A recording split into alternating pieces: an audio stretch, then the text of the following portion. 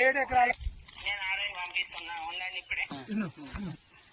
ఈ 7 ఎకరాల వడ్లు ఇలా ఈ రకంగా నేను నష్టపోయిన అకాల వర్షాలతో నేను ఈ రోజు 7 ఎకరాల వడ్లు ఇలా నష్టపోయి నేను ఆత్మహత్య చేసుకునే పరిస్థితిగా ఉన్నది.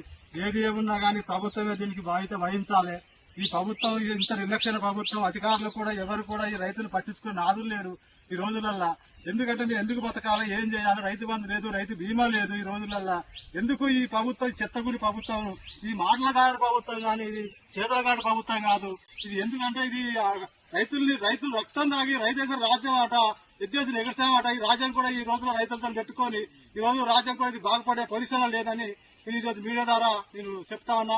ఎట్లా చేసినా వడ్లు వాళ్ళు ఏమైనా కొనుక్కుంటే ఆత్మహత్య చేసుకుంటా. దీనికి కాంగ్రెస్ పార్టీ దీనికి బాధ్యత వహించాలని కూడా నేను ఇలా చెప్తా ఉన్నా. ఏప్రిల్ 1వ తారీఖు పోసిన ఏప్రిల్ అయిపోయింది. ఇలా 2 నెలలకు కూడా ఇది వచ్చే ఉన్నది. అకాల వర్షాల వల్ల ఈ వడ్లు మొత్తం నానిపోయి ఈ రోజు నేను ఆత్మహత్య చేసుకునే పరిస్థితి ఉన్నది. ఏ అధికారులైనా ఎవరైనా వచ్చి దయచేసి ఈ వడ్లని కొనుగోలు చేసి ఇవాళ రైతుకు ఇంత అన్నం పెట్టే పొజిషన్ చేయాలి. ఇవాళ రైతు ఇవాళ రాజ్యాన్ని చేస్తాడు.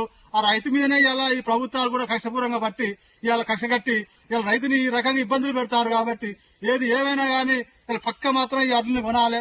ఇలా ఏది చేసినా లేదా నేను ఆత్మహత్య చేసుకొని ప్రభుత్వం మీద ఈ ప్రభుత్వం దీని పైన బాధ్యత వహించాలని కూడా నేను తెలియజేస్తున్నా.